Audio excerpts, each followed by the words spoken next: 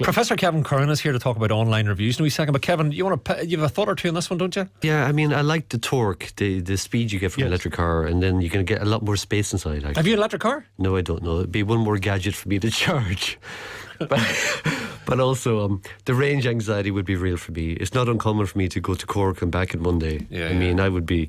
Yes, Cork and back in one day is range anxiety. Yeah, yes, exactly. Yes. I mean, last summer I was in Mayo and Galway and Dublin, and they were all reachable on the charge I had when I woke up in the morning. So you can get down there and then you have to charge down there to get home again. Yeah, but I mean, on those trips, well, I don't. I mean, even in my electric car, which I really enjoy driving, I don't like driving so much that I want to drive to Cork and back in a day.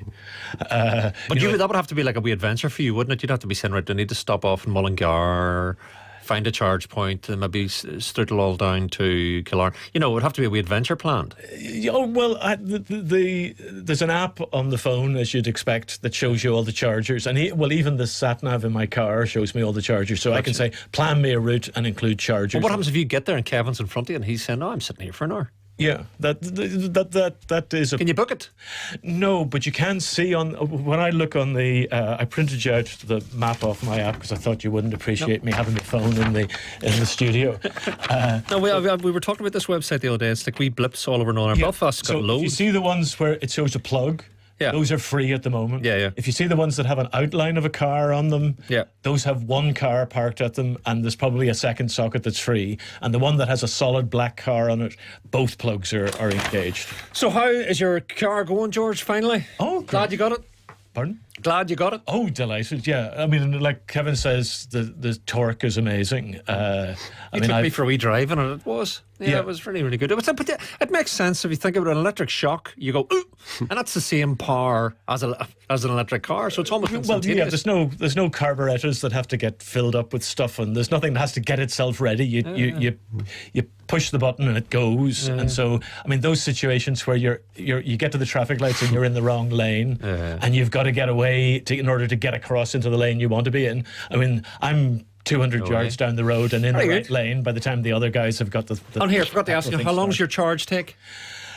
If I plug it in the driveway, 5 hours would charge it up. So, like I said, I plug it in to start at 2 o'clock in the morning. I never want to drive anywhere before 7 in the morning. So it's always ready. So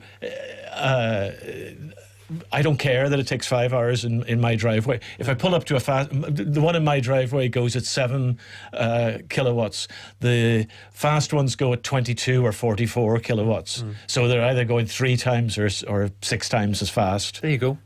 George, it was time to get updated, mindful of this UK-wide study, and very interesting stuff, but still very, very few adopters of electric in this part of the world.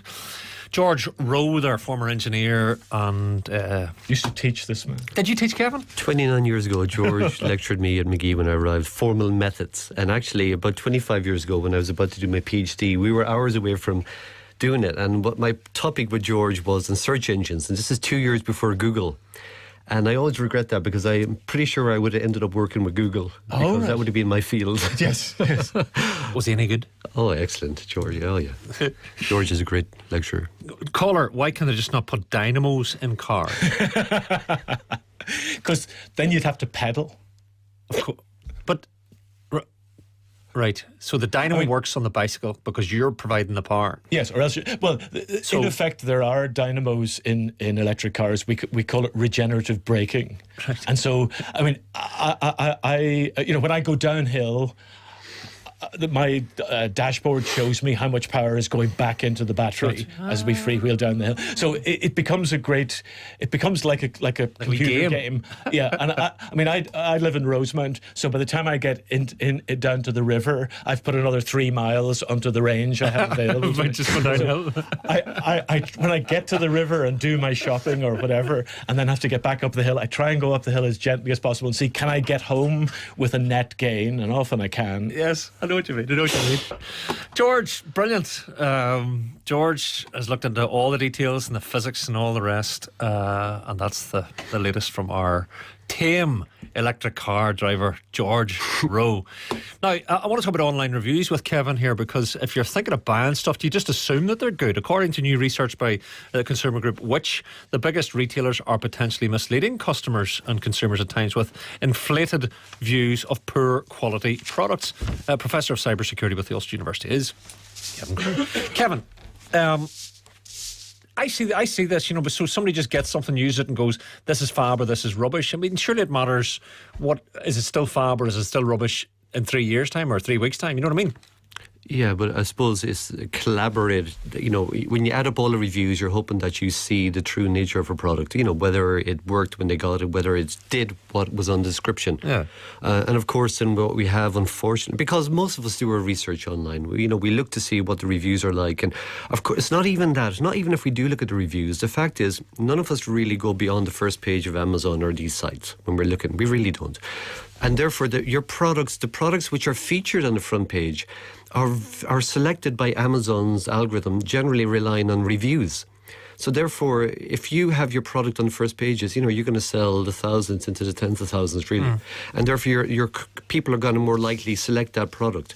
So therefore, what we have then is obviously the fake market around that, where people can buy reviews for their products and then get them onto that page, really. But we are affected. Again, consumers are affected when, you know, we look at reviews. We want to see, okay, what would they say? And so, of course, ideally, if I was selling a product which was just really not good, but I've bought a lot of fake reviews, again, and I get onto the front page, well, then I'm going to sell a lot of products again, and I'm doing it dishonestly. So basically, I'm just looking through some here. There's a particular kind of titanium headphone scored a dismal 28% in Which, but then received an average rating of 4.2 on Amazon and 4.7 on Argos, which experts describe them as having awful sound and low battery life. So who do you believe, Kim? I suppose the aggregate really over time. You're right. If you go to... You know, if you're going to you go to Amazon right now and you type in toilet paper, you're going to see the Andrexes. You're going to see the main products which are on our supermarket shelves, and no one's going to really con their way into superseding them. But when it comes to something like Bluetooth headphones, which actually is one of the main products which accumulates a lot of fake reviews, you have a lot of products coming out of China, especially from Shenzhen, which is the headquarters globally for all electronics, really. And these people are creating products and they're just putting their branding on the same product, and they are really finding ways to buy reviews which really move them up the algorithm ways, really. And again, which might not seem too much of a problem, really, in some ways, because you could return them if you find out quickly enough within the orders, you know, the return policy as well. But when it comes to products like which we ingest, again, and even makeup, a lot of these have been found with trace elements which are harmful to humans, so that there is a danger to human life when it comes to us buying products which have been pumped by fake reviews in the background. So where do you go? You know, what's the best place to go? You know, user groups, you know, tech groups online? Always independent product testing sites. You know, the Witches, the Consumer Reports, Money Saving Expert, Trustpilot, all of those are ideally, if you know the product you want to buy, go to these independent sites and read about it. And then come back. And that works for the product that you know, if you have a particular brand in mind. So you go there and you do your research, and obviously you can buy it and you can resend it. Again, and I don't blame Amazon so much for this, because it's not in their interest to support fake reviews, because they make enough money from the sellers, the 6 million sellers plus on their site, that they get paid $30 a month. They also get a cut of everything sold.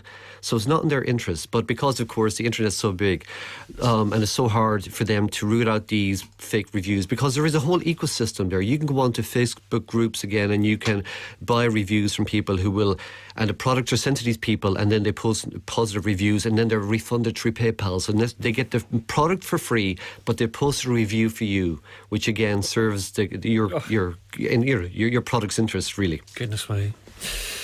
What's wrong with just getting, what do you call them back in the day? They had the book in the house and you just picked it out of the book, the catalogue. It's funny, I was given a tip years ago, is look for the middle of the road reviews on a product. Don't look for the 5-star, don't look for the 1-star, but look in the middle, because that's more truthful.